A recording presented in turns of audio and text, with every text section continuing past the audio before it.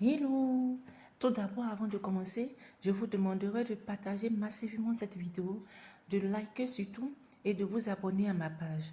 Je suis sûre qu'en le faisant, certaines personnes qui voudront lire ce roman prendront connaissance de ce roman. Merci. Chapitre 18. Un mois passa. Les photos de Nafiassou parurent en première page dans les magazines de mode. Elle avait été primée. Ces photos avaient été sélectionnées. On pouvait lire en grand caractère sur la une d'un des magazines de mode Nafiassou, la beauté retrouvée. En couverture, une photo d'elle dans toute sa splendeur. Quand Charles avait acheté le magazine, il n'avait pu détacher les yeux de la photo. Il s'était enfermé dans son bureau jusqu'au soir. Il fit emballer le magazine. De retour à la maison, le soir, il alla le poser discrètement sur le lit de Nafiassou. Après le dîner, il passa voir le petit innocent qui dormait paisiblement. Puis, il entra dans sa chambre. Il ne pouvait supporter la présence de Nafiassou à proximité ce soir. Il la désirait trop. Il prit une douche et se coucha, mais le sommeil tarda à venir. Nafiassou était restée plus tard avec son professeur de maison. Elle avait un devoir à finir. Quand elle alla se coucher, elle vit le paquet sur le lit, mais ne l'ouvrit pas tout de suite. Elle se changea, porta sa robe de chambre et alla s'asseoir devant sa coiffeuse. Elle se brossa longuement les cheveux, vint s'asseoir sur le lit et entrelaça ses jambes. Elle entreprit de défaire le paquet. La surprise la laissa toute étourdie. Elle était éblouie par sa propre beauté sur la revue. Elle comprenait à présent. C'était un cadeau de Charles. Il avait remarqué qu'elle restait des heures à envier ces belles femmes sur les revues. Il l'avait surprise plusieurs fois en train de regarder et feuilleter ses revues pendant des heures. Oh Charles, comment lui dire qu'elle était tombée amoureuse de lui sincèrement, mais sans arrière-pensée? Elle espérait tellement qu'il lui fasse des avances, mais il n'avait pas osé. Il fallait qu'elle lui parle. Elle se souvint de ce grand regard échangé dans la glace chez la coiffeuse. Peut-être qu'il la désirait. Elle avait envie de lui offrir quelque chose, mais quoi? Elle-même, bien sûr. Elle lui offrirait ce qu'il faisait sa fierté de femme. Tant pis s'il la repoussait. Elle aurait quand même essayé. Elle se leva et se dirigea d'un pas décidé vers la chambre de Charles.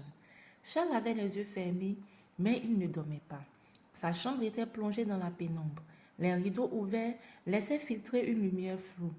Il entendit la jeune femme ouvrir sa porte et pénétrer dans sa chambre, mais il n'ouvrit pas les yeux et ne bougea pas. Elle s'approcha lentement, s'agenouilla près du lit.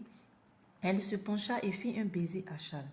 Elle lui dit dans un souffle, « Charles, je t'aime tellement. » Charles croyait rêver. Avait-il entendu Nafiassou dire « Je t'aime » Il ouvrit les yeux et croisa ceux de la jeune fille. Les mots et les paroles n'eurent plus leur place. Nafiassou s'abandonna tout entière. Charles se sentait comblé. Il attendait ce moment depuis si longtemps. Dehors, la nuit poursuivait son cours. Ce fut une belle nuit d'amour.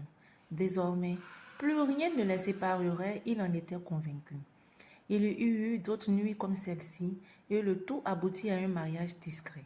Charles avait tenu à donner son nom au petit innocent qui, maintenant, essayait de se tenir tant bien que mal sur ses jambes. Il l'aimait bien ce gosse.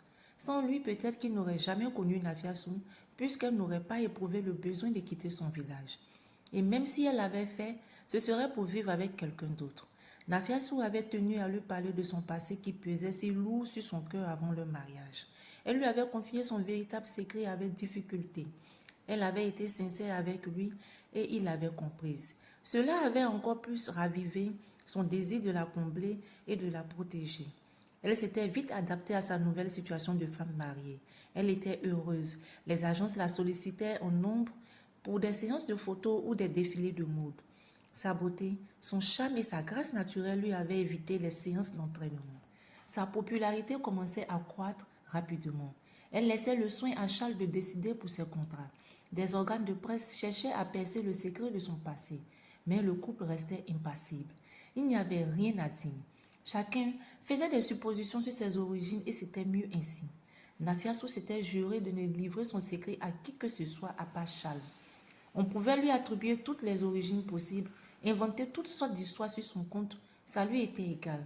Elle préférait être Madame Dupont, la beauté mystérieuse venue de loin, comme la presse nationale l'avait surnommée. Ici s'achève notre chapitre et nous sommes toutes heureuses de savoir ce qui se passera dans le prochain chapitre. Nafiassou a atteint une vraie cote de popularité. Est-ce que maman Renée la retrouvera? Est-ce qu'elle retournera un jour dans son village, malgré qu'elle ait dit qu'elle ne retournerait plus?